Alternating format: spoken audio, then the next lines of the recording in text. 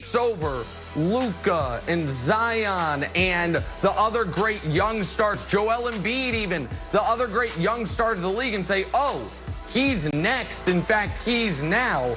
I would argue if the Celtics even just make the finals, he leaps over some of those guys. Now, I don't think any of that's going to happen. But yeah, Wilds, I mean, if your beloved hometown or general vicinity Celtics somehow win the East, much less win the title, then he gets in that superstar conversation, not just the star conversation that you think he's already in. Well, yeah, and just you nailed it, Nick, because that's how I do refer to them. I refer to the Celtics as the general vicinity Celtics of just New Englandish, Westchester-ish area. It's like when you're searching for something on eBay, you put the radius at 500 miles. Let's see if anything pops up. I need to pick up some stuff. All right, anyway, the momentum Broussard is what I'm interested in. Don't remember, it's been a long time, but like Jayson Tatum was on that like crazy tear. He was 29.5 points, almost 8 rebounds, shooting great, 5th in the league for shooting.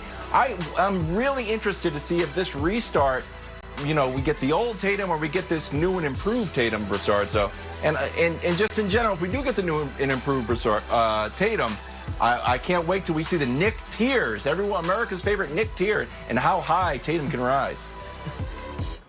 I'm not sure if he's a star yet in Nick's eyes. Is that Nick? I heard him say, Wilds, you consider him already a star. Does that mean you don't, Nick? Yeah. That's what it sounded like. Yeah, he's unbelievable. Yeah, I mean, listen. He's not a star we can show it real quick. Hold on. We can show it real quick, and then let's just show it.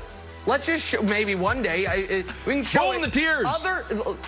There's the tiers. I know you're going to take issue with Zion.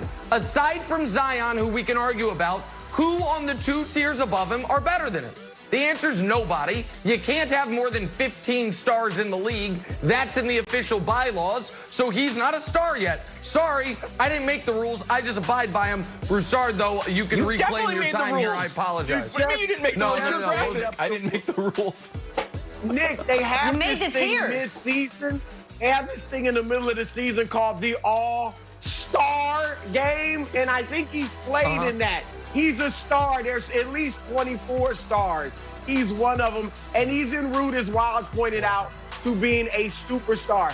I do agree with you, Nick, in that he's essentially playing with house money this season, because even though they're recognized as a contender, no one really thinks they're going to get to the finals or certainly win it. But, hey, with this restart, Jay Tatum is very much a professional. So are the other players on that team. I bet they come back in better shape, better prepared than most teams. And so they have a shot. And Tatum's proven that he can handle the big stage. When he first got to the playoffs 2 years ago, played well even against LeBron. So I expect big things from Jay Tatum. And if the Celtics somehow do get to the finals, Nick, you're right. He emerges as right there on the cusp of being a superstar. All right, let's move on to Houston. Now, no surprise, the Rockets will be leaning heavily on the bearded one, James Harden, when the season returns down in Orlando.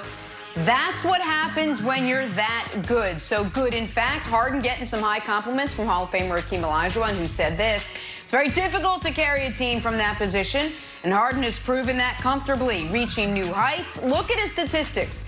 He's a player to the level of Michael Jordan and Wilt Chamberlain. Nick, Wilt and Jordan, is Hakeem right on this one? From an offensive perspective, statistically, absolutely. Let's just put them up. Let's just show Harden's numbers since he's been with the Rockets, so after year 3, because it's not fair to hold OKC against him, against Wilt and Jordan from basically year 4 of their career until the end. I mean, Wilt's got them both crushed in rebounds, obviously. Harden can go head-to-head with both of them in anything else. So he needs a ring. Oh, by the way, I love the graphic. It looks like Harden's kind of pushing down on Jordan's head. I think he is still, for some reason, underrated because we are just count the rings. He is arguably the greatest player ever without a ring. If he gets a